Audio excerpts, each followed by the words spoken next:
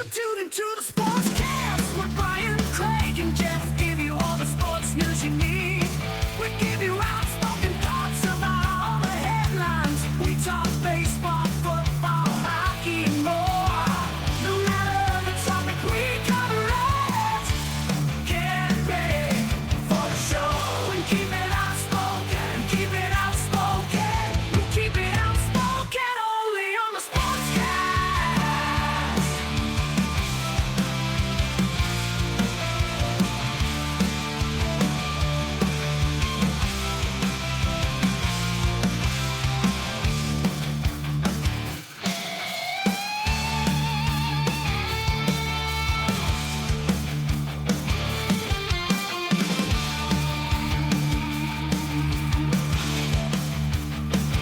Tune into the Sportscast with Brian, Craig, and Jeff. Give you all the sports news you need.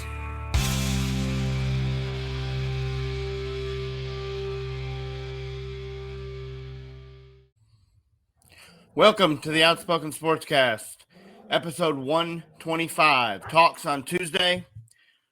Tonight, my name is Craig. I'm your host for this evening. Tonight, we will be discussing NFL.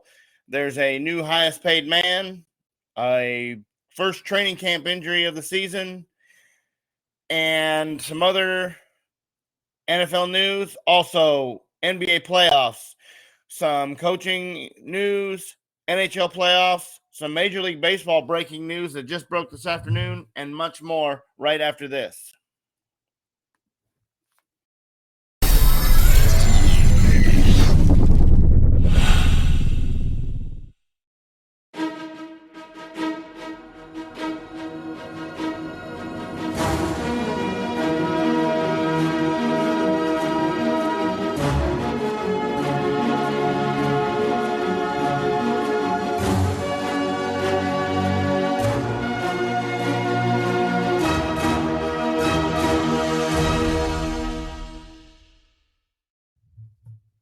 Welcome back to episode 125, Talks on Tuesday.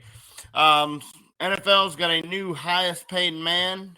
The Los Angeles Rams gave Aaron Donald an extension, not any new years on the contract, but basically added $65 million over the next 2 years, $95 million total through 2024, making him the highest paid non-quarterback in the NFL. Here's a guy who has done everything. He's made 8 straight Pro Bowls. He's never missed a Pro Bowl. First time All-Pro, first team All-Pro every year that he's been in the NFL. He's considered one of probably the top 10 defensive people in all of the NFL. I mean, up there with Lawrence Taylor and Reggie White and Deion Sanders. These are some of the names you think of. Darrelle Revis. When you think of Aaron Donald and what he means to the Los Angeles Rams, and basically single-handedly on the last drive of the Super Bowl sealed the deal for them. If the Cincinnati Bengals can block Aaron Donald for one more play, they may win the Super Bowl. So I think it's well-deserved. I think it's earned. I don't think that this guy hasn't had injury, he's had longevity. He's played every deal. He hasn't held out. Here's a guy who has done everything for a team, and the team rewarded him. $65 million over the next 2 seasons. He's going to make about little over $30 million a year for the next 2 years. Congratulations to Aaron Donald on that contract. I think he makes the Rams defense better. I think he solidifies that end. And I think the Rams saw that in the Super Bowl and did what they needed to do to lock their guy up. There was an injury yesterday. Jerry Jeudy, coming back from his domestic violence case, came back to Broncos OTA / now they're rolling into mandatory mini camps. And on day 1 or day 2, goes down with what appears to be a groin injury. The MRI is not back yet to see how severe it is, but it didn't look good. And these soft tissue injuries, when you have them like this, they can linger for the entire season. So that is Probably something that the Broncos are going to want to make sure that he recovers from fully before they throw him back into mini camps and OTAs and preseason workouts and everything like that. That is not something you want to linger over the course of the whole year. Also, another wide receiver that there's been news on over the offseason, Deebo Samuel. He's wanted a new contract. He's also wanted the usage, the way the 49ers use him. He's not a fan of being the running back, the wide receiver, the, slot back, all these different ways that they're using him over there. Shanahan is trying to use him as a utility player, and he isn't getting paid as such. So he's trying to get more money, and deservedly so. I mean, he single-handedly beat the Dallas Cowboys and helped Garoppolo and the Niners make a huge run in the playoffs last year. So not real sure if he showed up to not get fined, or not sure if he showed up because he knows that there's a deal coming, that he has something in the works with Lynch. John Lynch has said all offseason, we're not trading him. We are sticking to our guns. This is our guy. We would be stupid to trade him. So it's not something that he wants to do. It's not something he wants to get rid of. They're not going to get what they want for him. There's nobody that's going to give him top dollar for a wide receiver at this deal, especially with what they're going to have to pay for him. They're just not. It's they're just not going to do it. So Samuel's at camp, and we'll see how that goes. We'll see if there's a new contract in the works, or if maybe they agreed, maybe no contract, but they agreed to use him differently. That'll be really interesting to see what the 49ers say and what Deebo says when the interviews start to come out of 49ers camp. Also, trouble in Dallas. The Dallas Cowboys franchise tagged Dalton Schultz in the offseason. Signed his $10.9 million franchise tag. He signed it. He didn't wait, and some of these other guys refused to sign it. He went and signed it. And so the Dallas Cowboys think everything's good to go. And they're at OTAs, and Schultz is at OTAs, and all of a sudden he says, you know what? No, I don't have a new contract. I'm not coming back to OTAs. No news on whether or not he's going to stick to his guns and miss mandatory minicamp, which would cause him money, and those fines now with the new CBA, the new collective bargaining agreement, cannot be reversed, cannot be thrown out by the team, so they have to be paid. If Dalton Schultz misses for every day of mandatory minicamp that Dalton Schultz misses, he's going to owe money. Not sure if that's the path he wants to go down. Not sure if that's the creation he wants to cause, but we will see. And so, but this is a little bit different. This is Dalton Schultz is exposing the dysfunction in Dallas. Dalton Schultz, 2 years ago, 63 catches, 615 yards, and 4 touchdowns. Last season, 78 catches, 818 yards, and 8 touchdowns. He's had 2 solid seasons. The other tight end was hurt, so he got most of the snaps. He got a majority of the looks. Dak Prescott likes Dalton Schultz. It has a really good rapport with Dalton Schultz. They work well together, and that's great. But he's not Travis Kelce. He's not, anybody in the, he's not George Kittle. So I just, while I get it, while I get the dysfunction in Dallas, he's exposing the Jones boys because they don't know how to do contracts and giving them the looks that they want to give them, and that's fine. But man, just show up to work. You can't just not come to mandatory minicamp. It's not the way to do it. It's not the way you're going to get your contract. It worked for Zeke, but these are different times. And Dalton Schultz is not Ezekiel Elliott. So I don't plan on this going well for him if he decides to sit out. Also, back when Zeke did it, the Cowboys could waive the fines. They can no longer do that. So this will cost Dalton Schultz quite a bit of money with each day that goes past.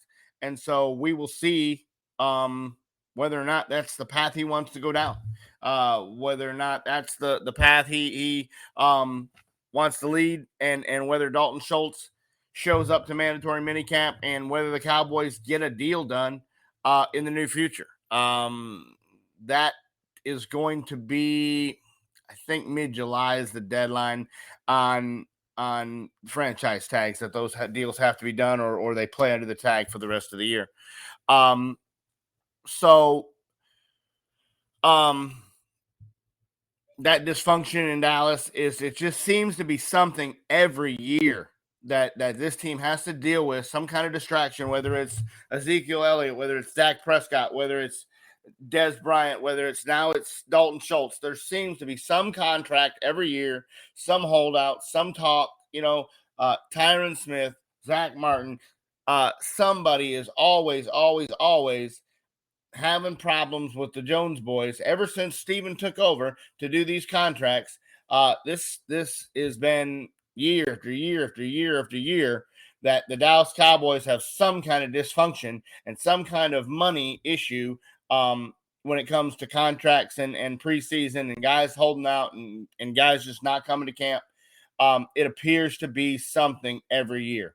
And so it's something to watch in Dallas. Ownership and the players and when the team and ownership are bashing heads, it's not a good start to the season. The camaraderie and the rapport with ownership and everything, it's just not a good look.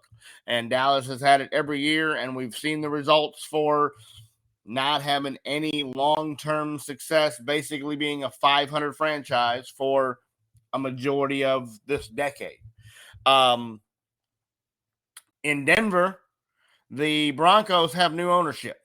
The Walmart heirs have bought the Denver Broncos. They're going to own basically every franchise and every sporting franchise in Colorado, it seems, for $4.5 billion they spent to buy the Denver Broncos. Hopefully they change the direction of the franchise and give Elway what he needs. Hopefully they like Elway. Maybe he's the odd man out. Who knows? This come down yesterday, I believe, that they bought the team, and I'm sure the NFL has to go in and approve it all before it becomes official. But basically, $4.5 billion. And the Walmart heirs, the Waltons, will own the Denver Broncos. Mandatory mini camps are starting this week. You're going to have teams that have got some guys holding out, got some guys that haven't come to OTAs. Well, they're going to have to start showing up to mini camp, or they're going to start losing money. So that is under that new collective bargaining agreement. That is the deal. So all these guys that have been holding out through these OTAs, it's time to start showing up to work, or you're going to lose some money. So this is when football season really starts to amp up. When injuries start to take place, if guys didn't condition in the off season, where guys report to camp and they're not in shape, and you start to get reports of this, you start to see in middle of June, late June, how serious your football team took the off season, and how well your draft picks have caught on to the playbooks, and those guys that you expect, the round one draft picks that you expect to help you right away. Did they do their homework? Do they have the work ethic that you thought they had? Are they going to be able to contribute year one? This is the time you find that out. These Aaron, Hutchinson and all these guys from Jacksonville, that these defensive ends and all these guys that got drafted high, we'll see if they come in and they're ready. We'll see if Aiden Hutchinson is ready. We'll see if the defensive end from Georgia is ready.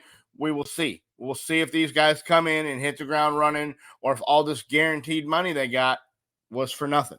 So it'll be very interesting to see these camps with these first-round draft picks, how well they learned the playbook, how well they took their rookie camp, how well they did OTAs, how well they're doing in mini camps, mandatory mini camps, and it'll be very interesting to see how that goes.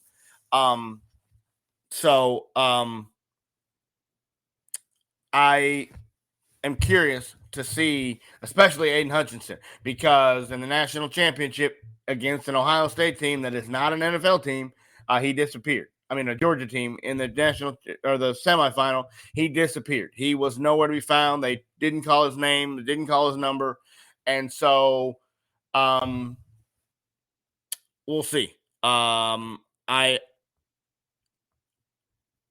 will be willing to see how this works. Okay, we transition to the NBA. The NBA Finals, Game 1, we talked about the other day.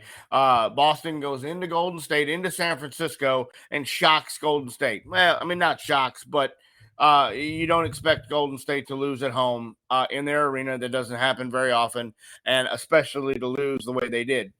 They come back in Game 2. They have a huge third quarter, 36-17 or something to that effect. But this time they don't melt down in the fourth quarter and they win Game 2 and even the series up. They go back to Boston starting tomorrow. This will be very interesting to see how Boston responds and sees if Boston keeps home court advantage and can keep the pressure on Golden State, or whether or not they give it back and Golden State can go into Boston and take a game.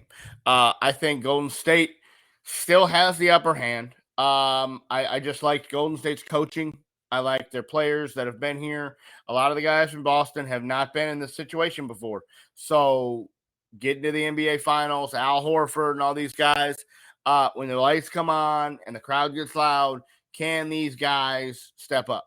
We know Jason Tatum is good under pressure. We know Tatum has played some big games, but Horford's never played in the finals, and Smart and White and Derek White, all these guys, they had a really good Game 1 in Oracle or the Chase Center. But I just don't know if they can repeat that. We will be very interested to see if they can walk into Boston and hold home court and everything like that.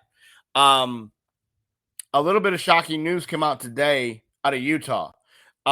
Quinn Snyder, their head coach, who still has 2 years left on his deal, basically went to Danny Ainge and said, I'm out.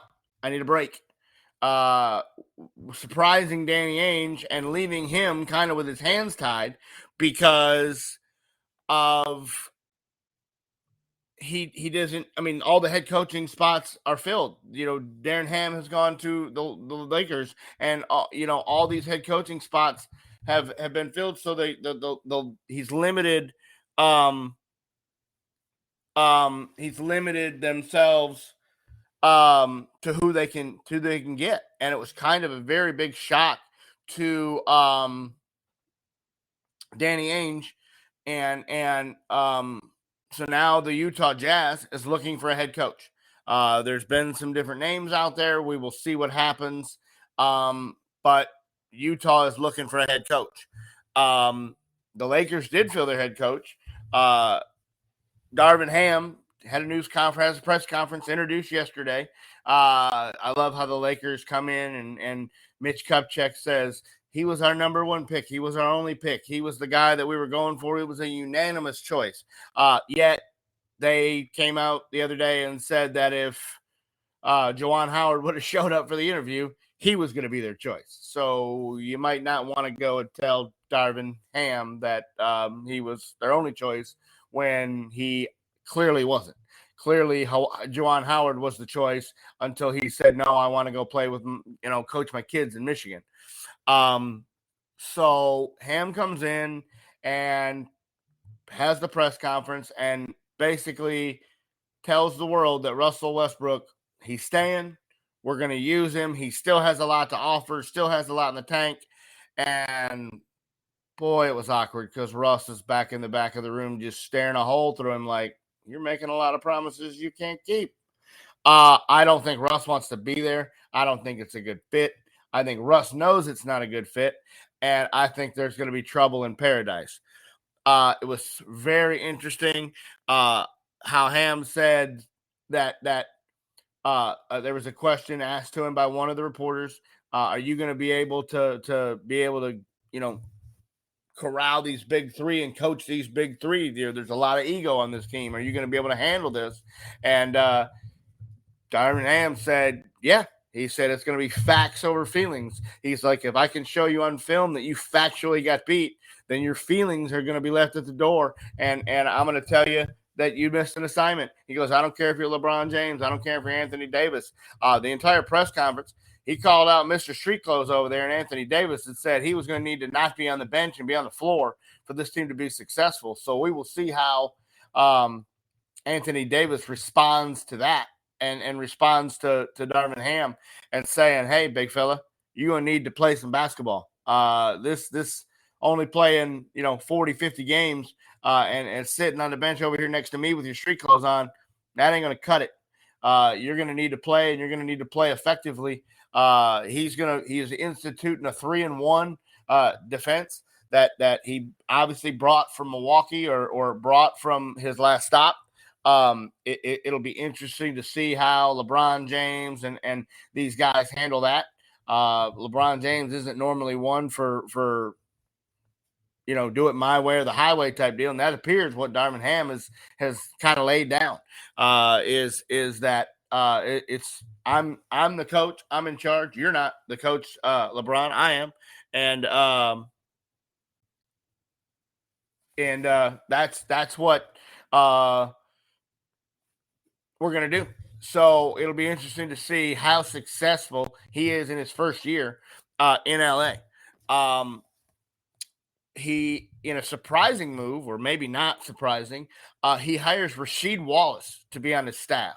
Rasheed played a lot of basketball in the NBA and played in that 3-on-3 league, and so we will see if Rasheed Wallace can come in and be his right-hand man and maybe help teach this defense that Ham wants to institute, because at one point in time, Rasheed Wallace was a pretty solid defender and a hell of a rebounder. So we will see if Rasheed Wallace can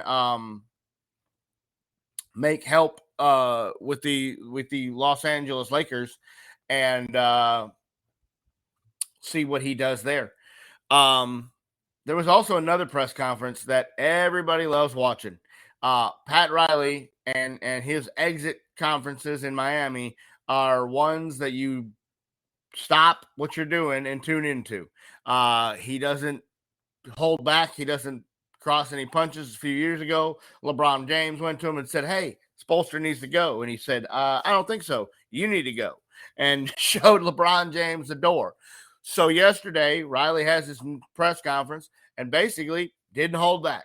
He calls out Kyle Lowry and says, hey, next year when you show up to camp, how about we're in shape? You were completely out of shape. You were overweight. It took you half the season to get in shape. And yeah, while we were the 1 seed, we could have been a clear 1 seed and gone further in the playoffs if you weren't non-athletically prepared when you came to the front door of the camp. He goes, so if you're going to play on my basketball team, when you show up in camp, you better be ready. He also told Tyler Hero the same thing. Basically, if you want to start in this team, you're going to come over here and you're going to go to camp and you're going to earn it. There's not going to be that these 5 guys are my starters coming into camp. If you want to come in and play on this basketball team and you want to play starting minutes, then you need to come in and you need to show me that. You need to show me that you worked in the offseason and all the stuff that you had trouble with. You need to show up and prove yourself. And I like it. Miami had a really good shot this year. They only took them to game 7. Boston got them in game 7. And so we'll see whether or not Miami, whether Riley gets these guys to show up and be prepared and has another solid season. Spoelstra's the guy. He's been the guy. He's going to continue to be the guy. And it'll be very interesting to see what Miami looks like next year and whether or not they can get over the hump and get past Boston and get past Milwaukee. We'll see what Milwaukee even does, whether that gets blown up or whether it stays together or not. So now we're going to transition to Major League Baseball. There was some breaking news this afternoon about 3 o'clock, 3:30. The Los Angeles Angels of Anaheim have had started like a house of fire. And it looked like Shohei Ohtani was having an ERA under 1. Mike Trout was doing Mike Trout things. I mean, the Angels looked like they were the clear cut. Seattle has been off to a rough start. Texas got off to a rough start. They've been matching Houston, or were matching Houston. They were only a couple games back. Well, all of a sudden, Mike Trout is 1 for 28. And, Shohei Ohtani's getting lit up like a Christmas tree. And they lose 12 games straight. And all of a sudden, they lose 12 straight, and Joe Madden's out of a job. See you, Joe. Thanks for coming. You got to go. We need a new voice. And so, in a shocking tailspin from the 27-15 they were at to now they're 500 and basically spiraling out of control. It just has taken a huge turn in LA, and Madden was the guy that got blamed for it. He's the one that the GM says, you got to go. And Madden has been, he did some stuff in Tampa I didn't like. He did some stuff in Chicago I didn't like. He's won some World Series. He's gotten some teams to some World Series.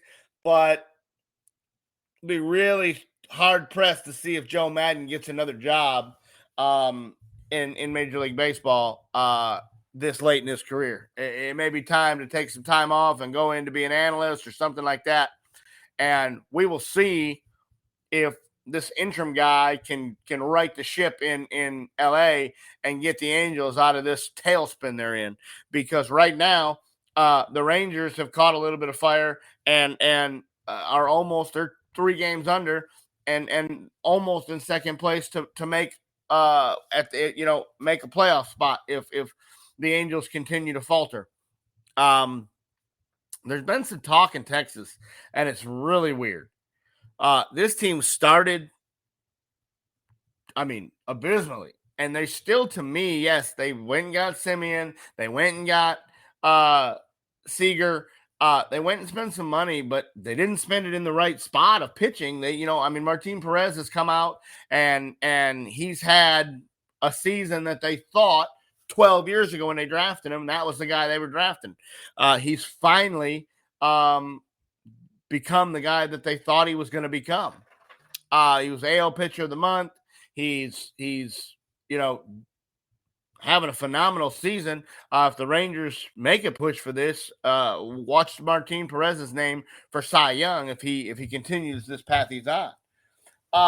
But today it came out that there's fans and maybe people in the front office that are looking for Woodward's job, and I'm mind blown at this when I hear this. Here's a guy who has had nothing. You've given him nothing to work with. He's had minor league guys at best.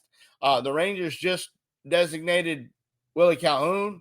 He's gone finally. That guy was nothing but a cancer, completely barking at the organization every time they put him somewhere he didn't want to play. He was rattled with injuries. They were fluke injuries too. He got hit by a pitch and broke his cheekbone and had this hamstring, had this. The guy was snake bit from the word go. When they got him from the Dodgers organization in the Yu Darvish trade,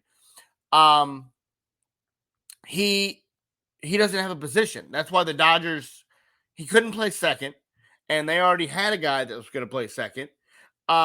So he can't play second, and he's not an outfielder. He might be able to play left. That's it. He's got an arm like a spaghetti noodle. He can't throw a baseball. He can hit. He can hit 30 homers if he happens to be hot. He never did that in Arlington. He had maybe one season where he hit 20, but that was it. And again, he hasn't stayed healthy. He hasn't played more than 75, 80 games ever. And so he doesn't really have a leg to stand on when he tells the organization, well, you're going to either play me or trade me. And they're like, well, that's an easy decision. I mean, JD came out today and said, John Daniels said, that was the easiest decision I made in this organization. He goes, when he told me the ultimatum, I was like, there's the door. And so it seems to be turmoil and everything like now. And it seems to be like he's losing the locker room just like Bannister did. And I don't understand it, because if every manager you bring in loses the locker room, well, maybe it's the locker room. I don't understand. So I will be very interested to see if Chris Woodward gets the short stick and either gets the axe in the middle of the year if these talks get louder, or if they just gave him an extension. So it would be a shocking move to see Chris Woodward get shown the door when he has nothing to deal with. I mean, yeah, he has Simeon and Seager, but Marcus Simeon can't hit his way out of a paper bag right now. And I mean, they're questioning, they're going, well, he's still putting him in the one hole. He's still putting him in the two hole. Well, I mean, maybe that's his way of trying to show confidence in Simeon to not make the slump any worse than what it is. I don't know. But man, when I heard that today, I was mind blown that those words were even being considered in Arlington, that Woodward was on the hot seat. Earlier in the week, late last week, we talked about Dallas Keuchel being designated for assignment by the White Sox. The Arizona Diamondbacks take a flyer on Dallas Keuchel and say, yeah, we'll pay you the league minimum to come over there and catch on. Boy, I cannot believe that none of these teams, the Yankees or the Giants or the Dodgers that are contenders, didn't go and snatch Keuchel up for league minimum. You paid nothing. There was no risk, all reward. It was all upside. If the guy comes in and lets up 7 runs, 8 runs, and he's really broken, and the White Sox were right, you let him go and you paid him a couple $100,000 and away he went.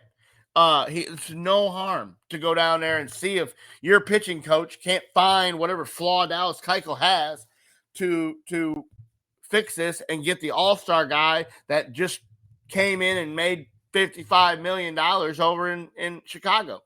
It's mind-blowing to me on how they just let this guy walk, and nobody, the Arizona Diamondbacks, who aren't going to be in contention for anything, pick up Keuchel and take a flyer on him. So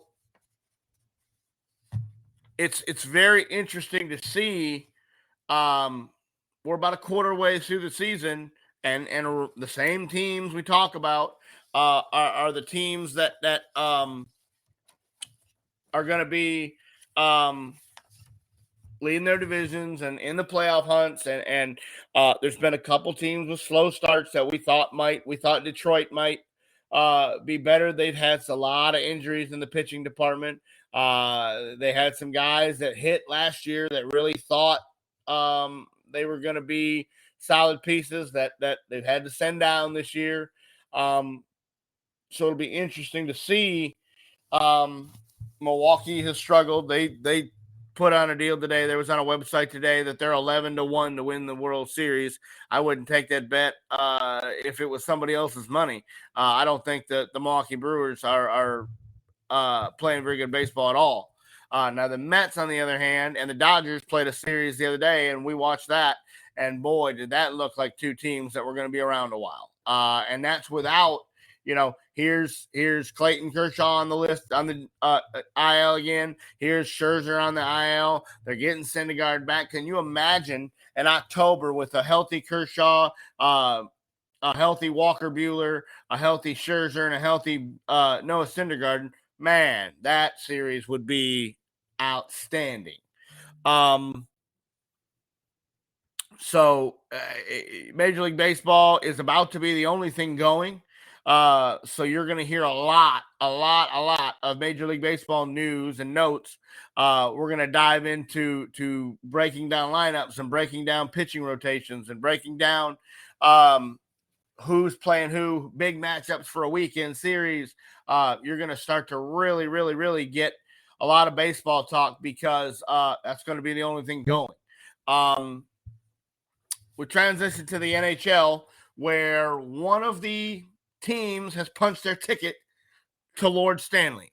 The Colorado Avalanche have swept the Edmonton Oilers, which extends the drought for Canada to not have a cup for 30 years. The cup will stay in the United States for again because the only teams left are from the United States. So Colorado goes in, they win 6-5 in overtime. Nazem Kadri is going to miss the rest of the playoffs after his hit by Evander Kane. Evander Kane had to miss game 4 for boarding right behind the Colorado goal, basically cross-checks Kadri into the board. Face first, he goes into the board. It was clear right in front of the official. I mean, there was no way to not see it. And so Evander Kane gets suspended a game, and the Oilers missed him and lose out. But the Colorado Avalanche are going to miss Nazem Kadri for the rest of he will not be available unless a miracle consists. He will not be available for the Stanley Cup. Now, on the other side of the coin, the Tampa Bay Lightning and the New York Rangers. The Rangers won both games at home. We came back to Tampa on Sunday afternoon, and Tampa pulls one out of the fire and gets back within 2-1. They played tonight. Braden Point has been ruled out for tonight. That is a huge loss for Tampa Bay. That is a huge. That's their center. That's their leader. That's the guy that runs the offense through. That's going to be a huge deal for Tampa. Can they overcome the loss of Braden Point? Can they use the home ice advantage and even this series up and send it back to New York 2-2? Or does the Rangers take a commanding 3-1 lead and end up back in New York with 3-1, ready to close out the Lightning? Boy, New York has been. I thought the Lightning were on a clear crash course to the Stanley Cup playoffs. I thought it was going to be similar to the Colorado 4-0, 3-1. You know, I thought, like I told you, New York has had they're young. It's the average age of that team is 26 and some change, I believe. That's the lowest since like 1960 something. The Edmonton Oilers back in the 60s or 70s had a roster. They call it the kid line, where I mean every one of these guys is 25 and 26, and the worst guy on the ice can handle the puck better than most teams can handle it. That team is just absolutely loaded with talent. The goalie's loaded, and they are just giving the Lightning everything they can handle right now. I still like Tampa, especially if they win tonight. If they don't win tonight, I think they're in trouble. And the loss of Braden Point hurts. So we will see tonight what they're able to do inside of in Tampa. Can they hold home ice? Can they put some pressure on the Rangers? And we'll see. In some other shocking news, the Boston Bruins fire Cassidy as their coach, and I don't know why they waited so long. If this is what their move was, if this is what they wanted to do, why not do it when Dallas, let go or they resigned, whatever, parted ways with their head coach. The two other head coaches were fired right as the season ended. Why Boston has waited so long to do this was mind-blowing to me, because they're just shooting themselves in the foot when trying to get a replacement. It doesn't make sense. They got guys that are going to be hurt. They got guys that are going to miss part of next season with the labrum surgery and everything like that. The Boston team seems like it's in shambles. Seems like ownership's in shambles. Seems like they don't know. There's no communication with the coaching staff on This guy thought he was coming back. He thought, hey, the season ended a month ago. We're good to go. And here he was. He gets fired. It just didn't make a whole lot of sense to me on the timing of it. I mean, I agree that he probably needed to be let go. They might need a new voice. Boston wasn't, great this year. They made the playoffs, but I mean, they didn't put up very much of a fight.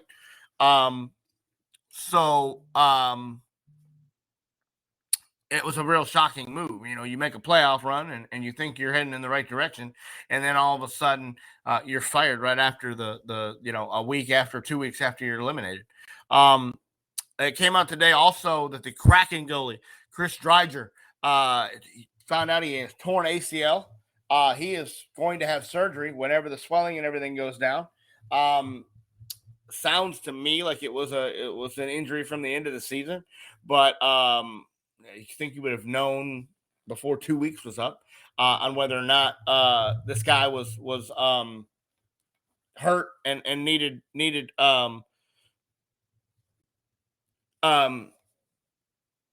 surgery. So he's going to have surgery on his ACL, and we will see whether or not he's going to miss the start of the next season. So we'll see how that affects Seattle. We'll see how they back up, if they have a backup goalie, how good the backup goalie is. Here's a team that in Seattle, was an expansion team. They didn't do very well. They only won about 25 games. So we'll see where they go from here with their lead goalie being out with an injury. So we transition here. Here's something we don't talk about very often, but this is something we just can't ignore. I just can't ignore this. This has become. I've tried to let it go because I didn't think it was going to be a big thing, but this Live Tour in Saudi Arabia has really started to catch legs. The PGA has come out had come out and said anybody that goes and plays in an event over there, we're gonna get rid of you. You won't come back. You won't. You'll be done with the PGA. We will not have you back. And we're not gonna have you. And so the players have kind of found a loophole. Mickelson. Well, first of all, I'll start with Kevin Na. Here's a guy who, people go, who? Kevin Na? Guy doesn't, not real popular. Who cares if he goes and plays on this tour? But Dustin Johnson turned in his resignation from the PGA Tour. Phil Mickelson has said he's going to resign and play over here. And the money these guys are getting. Phil Mickelson is going to receive $200 million before he ever plays a hole. Just here you go, Phil. Thanks for coming. Here's $200 million. Dustin Johnson's going to receive $125 million for just coming over and deal. So, I mean, both of those guys have 20 plus wins on the tour, have been on the tour for 15 plus years, so they're exempt. They're exempt. They can come back whenever they want. They don't have to qualify. They can walk up to any tournament and go, I'm in. And that's what I'm going to do. And I don't think the PGA Tour can stop them. So they resign their membership. All they have to do is reapply. So they'll go play in Saudi, make their $125 million signing bonus, make whatever the tournament is, and they can still fly back and be in Boston for the U.S. Open next week. It'll be interesting to see what the PGA move is, whether they let these guys back in, whether they let them play. It comes out now that this Saudi Arabian tour, Greg Norman said they offered Tiger Woods, El Tigre, could have made almost $1 billion. And he said, nah, hard pass. I'm going to stay over here in the PGA, and I'm not going to ruffle the PGA's feathers. I'm going to still be my guy. I'm going to still be my member. And that, to me, is a good move by Tiger. It came out today that Tiger's not going to play the U.S. Open. That, to me, is as a Tiger Woods fan, is disheartening. Although the back half of the tournament they just played was not great. He had his worst round as a professional, +9. He looked like he was limping all over the course. I think his day is behind him. I think he needs to stick to playing Augusta. That course is kind of made for him. You don't have to bomb it all over the course. You don't have to deal. He could play Augusta in his sleep. He knows where to put the ball. He knows where to put the ball on the green. Augusta plays well to Tiger Woods. It always has. So I think these links courses, they're for the kids. He can't bomb it. He can't hit the ball 400 yards. He's not Bryson DeChambeau. He's not just Jordan Spieth. He's not these guys. Now, if this Live Tour gets one of those guys, watch out. That could be the end of the PGA as you know it. If they start to get the young crowd, if they start to get the youth, the guys that are going to be on tour for the next 20 years, the names that you're going to hear for the next 20 years, if those guys start to defect and go over to this Saudi Arabian tour, watch out, because then it's real. The older guys, the guys that are long in the tooth and they're on the backside of their career anyway, okay, go make your 125 million, go make your 200 million. We were basically, you weren't winning a whole lot of tournaments over here in the PGA anyway. Dustin Johnson hasn't been, on top of, he hadn't been the world's number one in quite some time. Phil Mickelson, he won the US Open a couple years ago. Or last year, that was a miracle, something that normally doesn't happen. Tiger won the Masters a couple years ago. That normally doesn't happen. These old guys are still trying to hang around, but this is really interesting to me. That is a ton of money. I have no idea who's funding this. I know Greg Norman is the spokesperson for it, but they tried to get Jack Nicholson to come over and be the spokesperson for it. He said, no, I'm not ruffling the PGA feathers either. I'm going to go stay over here. So some of these guys have stayed, but some of them have gone. And man, this thing has really caught fire. A couple weeks ago in a tournament, Rory was looking for a ball, and he didn't like the way that the tournament official, the PGA Tour official, started the clock on him. And he basically just told the guy, I'll be glad in 2 weeks when I'm out of here and I don't have to deal with you anymore. So maybe McIlroy is planning on defecting and going over there too. This thing has really, it had been talked about. Mickelson made his comments, and then basically the PGA he disappeared. He went into the witness protection program because nobody had heard from Phil Mickelson in a month. His Twitter went dark. He went dark. He withdrew from the major. And the PGA was like, oh, I don't know why he withdrew. He's still a member. He's more than welcome to come. Yeah, they sent him an email that said, Phil, do not show up. Do not pass go. Do not collect $200. We don't want you here. You're going to go over there and talk about this Live Tour and talk about all this money you're going to make. You can just go make it and stay away. And I think that's what he did. So, I understand that a lot of people don't watch golf. I understand that it's not real popular. But this thing has really caught fire and is mind-blowing to me on how successful a tour that hasn't even had a tournament yet, and they got guys lining up to take their money. So that is very interesting to me. Something to watch out for this weekend is to see if they can get some television. I don't even know if they have any kind of television sponsor, any kind of thing lined up. This thing you may have to watch this thing on the internet. Who knows? But if you can find it, it may be worth tuning into to see some of these guys and see the money they're going to make and see what kind of tournaments that this new tour is putting together, and seeing if this thing's really going to catch fire, and is the PGA Tour as we know it a fossil? Is it really going to dry up and go away? That will be a question for the next couple months, and definitely as this season winds down into next season, how many guys in the off season go and defect to this Live Tour, and see how many of these guys play and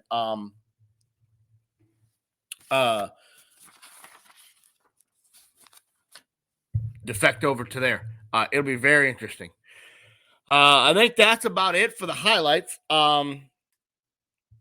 lots of to cover. I mean, your NFL is going to start with training camps and mandatory mini camps. Like I said, that's to see your rookies and see how well they do. Major League Baseball, we'll see what the Angels do from here. What does this do to the AL West? Does this give the Rangers the life and hope that they were asking for? Does this implode? Do they start a fire sale? Does Trout finally get out of Los Angeles, even though they gave him a huge contract? Does Ohtani want to stay around there and just get beat in and continue losing? Losing will sour up a locker room in a real hurry, and if that's the case, these guys could be on the way out of there. And man, that would be a shame after the team that the Angels put together. So with all highlights wrapped up, the headlines wrapped up, we come to the part of the show where we see what's in our locker. And again, being solo tonight, it's just going to be me. But if you watch Friday's episode, went and saw the new Top Gun Saturday. And this thing has been hyped up to be better than the original.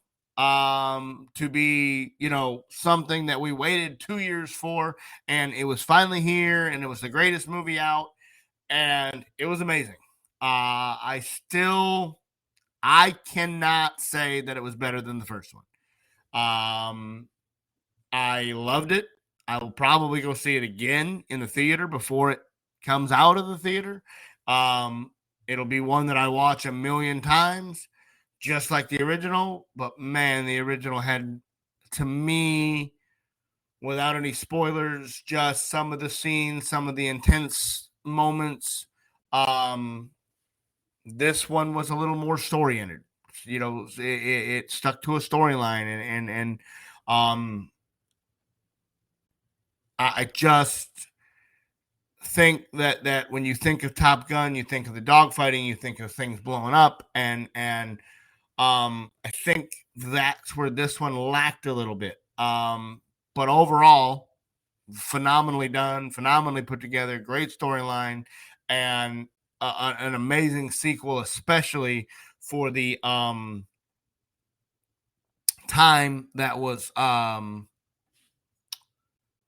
in between each movie. When you talk about 15, 20 years in between movies, I think the storyline and the characters translated very well and went very well down the line. So I would definitely go see it. The new Jurassic Park comes out very soon. I want to see that. I'm very interested into getting into minor league baseball. We've got some teams that are very interested. And I've got a couple that I'm going to follow and try to see if I can't maybe give some reports and some future shows on some minor league teams, some teams that there's one in Maryland that is very interesting. They feed into the Baltimore organization that has a solid roster that I'd like to dive into. We'll see. Maybe catch some games around here locally in the minor league. We got a couple minor league teams around here that feed into the Rangers and everything. It'll be interesting. A busy week ahead. We will be back Friday. And we will have Brian and probably Jeff back with me. Brian's a little under the weather today. Hope he gets back to feeling better. And Jeff had to have some family graduation stuff the last couple weeks and work. So he hasn't been able to be here. So hopefully the three of us will be back on Friday. Until then, keep it outspoken, and we'll see you next week.